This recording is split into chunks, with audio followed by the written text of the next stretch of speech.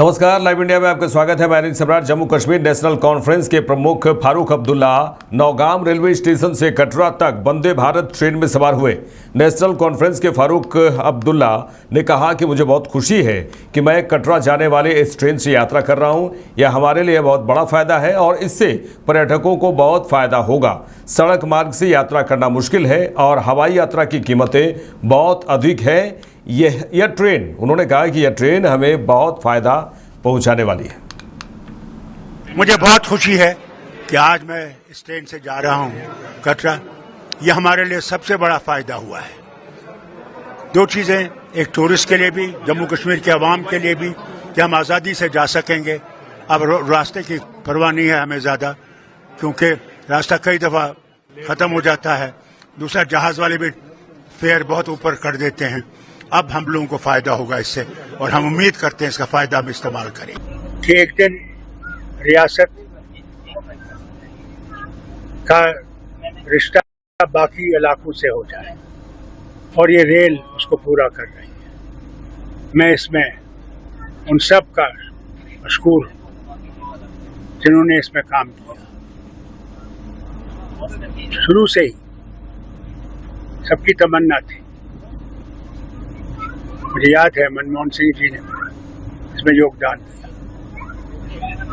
उससे पहले हमारे जाफर शरीफ से रेलवे मिनिस्टर ने 100 करोड़ रखा था, पहले 5 करोड़, उससे फिर ये उधमपुर पहुंचे। उसके बाद ये कारवान चलता गया। मनमोहन सिंह जी ने इसको आगे चलाया।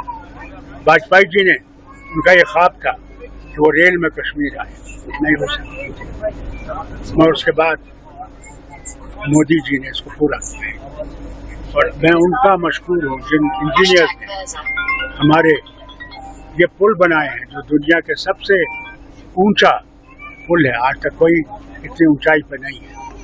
उनका मशकूर हूँ जिन्होंने इसको बनाने में मेहनत की और ये पुल तैयार हुए, जिससे कि हम आज न सिर्फ कटरा और जैसे आपने सही कहा कन्याकुमारी तक, मुंबई तक, कलकत्ता और आसाम तक रेल से जा सकते हैं। इसका फायदा ये भी है कि सयाह आसानी से आ सकें, टूरिस्ट आ सकें और हमारा जम्मू कश्मीर के जो लोग हैं वो जा सकते हैं। रेल की थी जो कभी बंद नहीं होती, बर्फ पड़े या कुछ हो, जहाज तो बंद हो जाता, हमारी सड़क बंद हो जाती है, मगर ये रेल एक चीज़ है जो उसको 24 घंटा खुला रखे। हमारे मरीज हैं जिनको दिल्ली, चंडीगढ़, मुंबई, चेन्नई जाना पड़ता है, वो जब आसानी से इस रेल से जा सकते हैं और उनका खर्चा कम होगा। मैं ये भी कहूँ आपसे, आज इसमें सफ़र करते हुए मुझे खुशी हुई। जो खाना इसमें देते हैं, किस सफाई से वो खाना है, कितना लजीज है कि मैं बयान नहीं कर सकता। मैं केटरिंग के डिपार्टमेंट को मुबारक करता हूँ कि जिन्होंने इतना अच्छा खाना लोग को दिया यहाँ, और उम्मीद करता हूँ इसको इसी तरह से रखेंगे और ये रेल इसी तरह से साफ शफाफ होगी। केंद्रीय मंत्री जीतन राम मांझी ने प्रधानमंत्री नरेंद्र मोदी के नेतृत्व वाली एनडीए सरकार के 11 वर्ष का कार्यकाल पूरा होने पर कहा कि सभी मंत्रियों को अपने क्षेत्र, अपने विभाग और अपने राज्य के संबंध में 11 साल की उपलब्धियों के बारे में बताने के लिए कहा गया है। वहीं उन्होंने कहा कि 11 वर्षों में कई चीज़ें हुई हैं जो ऐतिहासिक है, जैसे ऑपरेशन सिंदूर, कश्मीर में अनुच्छेद 370 को हटाना, 3 तलाक को ख़त्म करना, प्रधानमंत्री नरेंद्र मोदी के सबका साथ, सबका विकास, सबका विश्वास और सबका प्रयास के मंत्र के साथ उन्होंने कहा कि हम 2047 तक विकसित भारत के लक्ष्य को हासिल करेंगे। देखिए, इस पर हम लोग एक प्रेस कॉन्फ्रेंस करेंगे। सभी मंत्रियों को कहा गया है कि अपने क्षेत्र, अपने राज्य और अपने विभाग के संबंध में 11 साल की जो उपलब्धियां हैं उसको गिनाया जाए, कहा जाए। तो कल पटना में हमने तय किया है, वहाँ करेंगे हम लोग एक प्रेस कॉन्फ्रेंस। और जहाँ तक यहाँ की बात, आपके सामने की बात है, हम समझते हैं कि 11 साल में ऐसी ऐसी बातें बची घटी है जिसको हम आप सब लोग याद कर सकते हैं। अब जैसे मान लीजिए कि अभी हाल में ऑपरेशन सिंदूर की घटना हुई, आप कम से कम अन्य लोगों को आहत किए हुए, खास करके आतंकवादियों के नेत्र को उजाड़ा गया, सफलतम ऑपरेशन हुआ, ये बहुत अच्छी बात हुई। उसी प्रकार से 370 कानून जो कश्मीर में था उसको भी हटाने की बात इसी पीरियड में हुआ है। वहाँ चुनाव हुए, वहाँ आज मंत्रिमंडल गठन हुआ है, काम कर रहा है। फिर आपने देखा कि 3 तलाक की घटनाएं हुई, उससे सभी अगल बगल के मुस्लिम राष्ट्रों में भी 3 तलाक नहीं हुआ करता था। भारत में 3 तलाक की बात थी, उसको इस सरकार ने हटा करके मुस्लिम परिवार के महिलाओं के लिए एक सुखद संदेश दिया है। ये हम लोग का जो है। उसके बाद आप जोड़िए, राम मंदिर के चलते बहुत तरह की बातें हुआ करती थी। राम मंदिर बनके तैयार हुआ, उसका शिलान्यास हुआ, उसका हर तरह से पूजन हुआ। तो एक बात, तीसरी बात और है, आर्थिक जगत में आप देखा जाए 2014 में हम लोग जब सत्ता संभाले थे, यानी नरेंद्र मोदी संभाले थे, तो भारत का आर्थिक पोजीशन 13वां या 12वां था, और इसके बाद यहाँ का पोजीशन 5वां हो गया था। अभी अभी हाल में जापान को पछाड़ करके आर्थिक व्यवस्था में हम लोग 4था स्थान पर आ गए हैं, और 2027 तक तीसरा स्थान में जाएंगे। और नरेंद्र मोदी जी की कल्पना है कि 2047 में हम लोग विकसित भारत के रूप में इसको आगे बढ़ाएंगे। तो इस तरह के अनेकों बात पुराने काले की जो प्रमुख बातें हुई, इसको हम आपके सामने रखता है। कहने का मतलब 11 साल व्यतीत हुआ है। ये भारत के राजनीतिक इतिहास में एक माइलस्टोन है, और हम समझते हैं कि 2047 का जो संकल्प है नरेंद्र मोदी जी का, सबका विकास, सबका साथ, सबका प्रयास से हम लोग विकसित भारत को विकसित भारत के रूप में परिणत करेंगे। ये उद्देश्य भी है। यही 11 साल का हम लोग। आगे बढ़ेंगे। बीजेपी सांसद निशिकांत दुबे ने कहा कि भारत युद्ध की तरफ नहीं जाना चाहता। भारत बुद्ध का देश है, महात्मा गांधी का देश है, लेकिन इसका मतलब यह नहीं है कि हम कमज़ोर हैं। हमने दुनिया को यह दिखाया है कि हम आज की तारीख में केवल चौथी अर्थव्यवस्था नहीं है, बल्कि हम सामरिक दृष्टि से भी बहुत मजबूत हैं। यदि अब पाकिस्तान नहीं माना तो फिर किसी से कोई बात नहीं होगी, सीधा हमला होगा। आतंकवाद के मुद्दे पर सभी देश साथ हैं। नहीं रुके, इसलिए रुके क्योंकि हमने तो कहा कि आप कोई घटना करोगे, आप यदि मेरे से लड़ाई लोगे तो हम लड़ाई। भारत जो है युद्ध के तरफ नहीं जाना चाहता।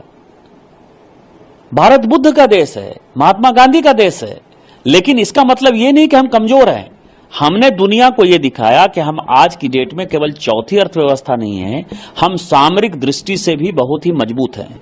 हम न्यूक्लियर की जो धमकी है, जो वो परमाणु की धमकी देता है, उस धमकी से हमारा कोई लेना देना नहीं है। आप पाकिस्तान के आतंकवादी अड्डे को खत्म करो, पाकिस्तान के आतंकवाद को खत्म करो, और इसीलिए पूरा डेलीगेशन जो है चारों तरफ गया। ये हमने अभी उनको बता दिया है। यदि इसके बाद पाकिस्तान नहीं माना तो अब किसी से कोई बात नहीं होगी, सीधा अटैक होगा। और ये रास्ता जो है, क्योंकि हमको पता है कि पाकिस्तान मानने वाला नहीं है, और मोदी जी के नेतृत्व में हम भी जो है किसी के दबाव में नहीं आते हैं, ना आते हैं, ना आएंगे।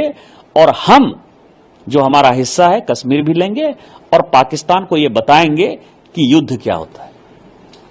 आप चूंकि पार्टी के सीनियर लीडर हैं, आप अपने डेलीगेशन अलग जगह, उसमें से कुछ एक से आपकी बातचीत हुई है, और उन देशों के हवाले से क्या सक्सेस हमने हासिल किया? नहीं, सभी जगह जीरो टॉलरेंस है आतंकवाद पर। आतंकवाद के मुद्दे पर सभी देश साथ है। आपने देखा होगा अमेरिका में उपराष्ट्रपति खुद ही मिले, लाइबेरिया में तो संसद में जो है हमारे डेलीगेशन के लीडर ने भाषण ही दिया। यूरोपियन यूनियन में आपने देखा होगा कि जीरो टॉलरेंस है, उन्होंने साथ आकर प्रेस कॉन्फ्रेंस किया। तो पूरी दुनिया, फ्रांस और ब्रिटेन तो लगातार ये कहता है कि यूएन सिक्योरिटी काउंसिल में भारत होना चाहिए। ये लगातार जो यूएन सिक्योरिटी काउंसिल के जो सदस्य हैं तो हमारे साथ हैं। इसीलिए पूरे देश दुनिया में भारत के प्रति जो एक सिंपैथी भी है, और ये भी है कि भारत का जो एक्शन है वो सही है। देखिए क्या हुआ कि उन लोगों ने पहलगांव की घटना की, और इस बार अपने तकनीक से भारतीय सेना ने, और जिसमें एक भारत का मजबूत नेतृत्व है माननीय प्रधानमंत्री जी के नेतृत्व में। आपने देखा होगा कि प्रधानमंत्री जी रोज बेसिकली मॉनिटर कर रहे थे सेना के कार्रवाई को। एक फ्री हैंड मिला सेना को, थल सेना, नौसेना, वायुसेना। हमारे पास फाइटर जेट भी अच्छे थे। हमारे पास अपने भारत के बनाए हुए जो make in India, made in India की तरफ माननीय प्रधानमंत्री जी का फोकस पिछले 10-11 साल में रहा, उसमें चाहे ब्रह्मोस था, चाहे आकाश था, इन लोगों ने भारी तबाही मचाई। जेडीयू नेता केसी त्यागी ने प्रधानमंत्री नरेंद्र मोदी के नेतृत्व में एनडीए सरकार के 11 साल पूरे होने पर कहा कि एनडीए के शासनकाल के इन 11 वर्षों में भ्रष्टाचार, सामूहिक लूट, परिवारवाद से छुटकारा मिला है। यह अद्वितीय दौर है। भ्रष्टाचार, सामूहिक लूट, परिवारवाद से छुटकारा मिला है। एनडीए के शासनकाल के इन 11 वर्षों में यह अद्वितीय दौर है। भ्रष्टाचार, सामूहिक लूट, परिवारवाद से छुटकारा मिला है।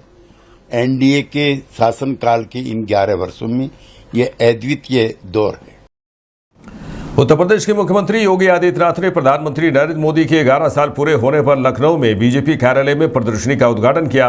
उत्तर प्रदेश के मुख्यमंत्री योगी आदित्यनाथ ने कहा कि प्रधानमंत्री मोदी के कार्यकाल के ये 11 साल आत्मनिर्भर और विकसित भारत की नींव के स्वर्णिम युग के रूप में जाने जाएंगे। आदरणीय प्रधानमंत्री मोदी जी के 11 वर्ष के कार्यकाल एक विकसित भारत एवं आत्मनिर्भर भारत के निर्माण के स्वर्णिम काल के रूप में जाने जाएंगे। दिल्ली की मुख्यमंत्री रेखा गुप्ता ने कहा कि दिल्ली का एक बहुत अच्छा वक्त शुरू हुआ है। सभी सरकारें दिल्ली को सुंदर, स्वच्छ और विकसित दिल्ली बनाने में जुट गई हैं। 5 सालों में दिल्ली का चेहरा इस कदर खूबसूरत होगा कि सभी सोचेंगे कि दिल्ली के लिए जो निर्णय लिया है वह बहुत अच्छा था। दिल्ली विकास के एक नए पथ पर चल पड़ेगी। देखिए, बहुत ही एक अच्छा टाइम दिल्ली का शुरू हुआ है। मुझे लगता है जहां अलग अलग लेवल पे सभी सरकारें दिल्ली को विकसित दिल्ली बनाने में, स्वच्छ दिल्ली, सुंदर दिल्ली बनाने में जुट गई हैं। और जहां केंद्र सरकार कार्य कर सकती है वहां केंद्र सरकार पूरी मदद कर रही है। जहां पर दिल्ली सरकार का कार्य है, दिल्ली सरकार 24/7 अपने कार्यों को कर रही है। और जहां नगर निगम की जो जिम्मेदारियां हैं, नगर निगम भी निभाने में लग गई है। तो मैं ये समझती हूं कि जब हर व्यक्ति ये समझ ले कि ये शहर मेरा है, इसे मुझे खूबसूरत बनाना है, स्वच्छ बनाना है, तो उसके बाद कोई प्रश्न नहीं रह जाता कि यहाँ डेवलपमेंट ना हो पाए। और एक सुंदर दिल्ली, विकसित दिल्ली का जो सपना हमने देखा है अपनी जनरेशन्स के लिए, मुझे लगता है कि इन 5 सालों में दिल्ली का चेहरा इस कदर खूबसूरत होगा कि सभी लोग सोचेंगे कि जो निर्णय दिल्ली के लिए लिया वो बहुत ही सुंदर था और दिल्ली एक अलग विकास की पथ पे चल पड़े। हरियाणा के मुख्यमंत्री नायब सिंह सैनी ने कहा कि पिछले 500 वर्षों से देश अयोध्या में राम जन्मभूमि पर प्रभु श्री राम के भव्य मंदिर निर्माण की प्रतीक्षा कर रहा था। 500 वर्षों की प्रतीक्षा के बाद इन्हीं 11 वर्षों में प्रधानमंत्री नरेंद्र मोदी के नेतृत्व में अयोध्या में भगवान राम के भव्य और दिव्य मंदिर का निर्माण हुआ है।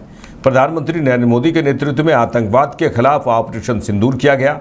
आज भारत आतंकवाद और जलवायु परिवर्तन जैसे मुद्दों पर नीति निर्धारक बन गया है।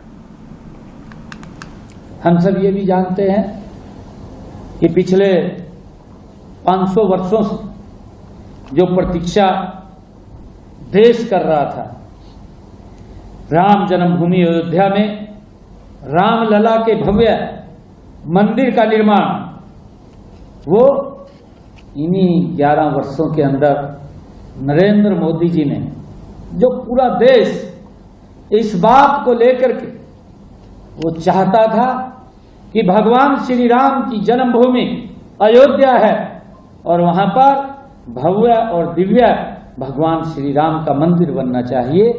500 सालों की प्रतीक्षा के बाद इन्हीं 11 वर्षों में आदरणीय नरेंद्र मोदी जी के नेतृत्व में अयोध्या में भगवान श्री राम के भव्य और दिव्य मंदिर का भी निर्माण हुआ है, जो हमारी सांस्कृतिक गौरव और आस्था का प्रतीक बना हुआ है। हम सब ये भी जानते हैं कि काशी विश्वनाथ और महाकाल लोक का पुनर्विकास हमारी सांस्कृतिक चेतना का ये को जागृत करता है। ये भी हम सब जानते हैं। ये इन्हीं 11 वर्षों में नरेंद्र मोदी जी के नेतृत्व में हुआ है। मैं ये भी बताना चाहूंगा कि आदरणीय नरेंद्र मोदी जी के नेतृत्व में हाल ही में आतंकवाद के खिलाफ ऑपरेशन सिंदूर, वर्ष 2016 के उरी हमले के प्रतिशोध में सर्जिकल स्ट्राइक और वर्ष 2019 में हुए पुलवामा हमले का पाकिस्तान को एयर स्ट्राइक करके मुंह तोड़ जवाब ये केवल मोदी जी के कुशल नेतृत्व में दृढ़ निर्णय और क्षमता से ये हुआ है। इसको पूरा देश जानता है।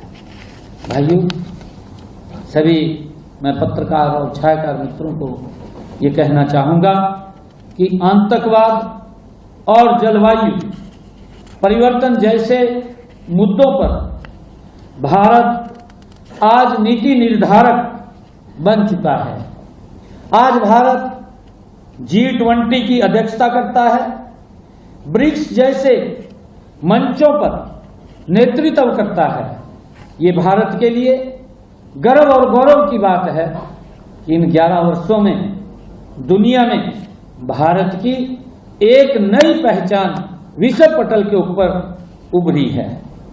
माननीय प्रधानमंत्री नरेंद्र मोदी जी ने जो वसुधैव कुटुंबकम की भावना से पूरी दुनिया को भारत का सांस्कृतिक संदेश दिया है। हम सब जानते हैं कि माननीय प्रधानमंत्री जी के प्रयासों से अब 21 जून को पूरी दुनिया अंतर्राष्ट्रीय योगा दिवस मनाती है। ये भी हम सबको मालूम है कि जो हमारी सांस्कृतिक धरोहर है, हम सब जानते हैं कि हमारे संतों की, ऋषियों की ये उत्पत्ति थी और आज पूरी दुनिया इस योगा के साथ जुड़ी हुई है। जब देश के यशस्वी प्रधानमंत्री यूएनओ में ये प्रस्ताव लेकर के जाते हैं। राजा रघुवंशी हत्याकांड को लेकर सोनम रघुवंशी को मेघालय पुलिस बिहार के पटना फुलवारी पुलिस स्टेशन से ले गई। मेघालय पुलिस ने उसे 3 दिन के ट्रांजिट रिमांड पर लिया है। उसे शिलोंग मेघालय से लाया जाएगा। देखिए ये तस्वीर देखिए आप, जहां पर राजा रघुवंशी हत्याकांड इन दिनों काफ़ी चर्चा में है। सोनम रघुवंशी को मेघालय पुलिस बिहार के पटना फुलवारी पुलिस स्टेशन से ले जा रही है और मेघालय पुलिस ने उसे 3 दिन की ट्रांजिट रिमांड पर लिया है और उससे फिर पूछताछ की जाएगी।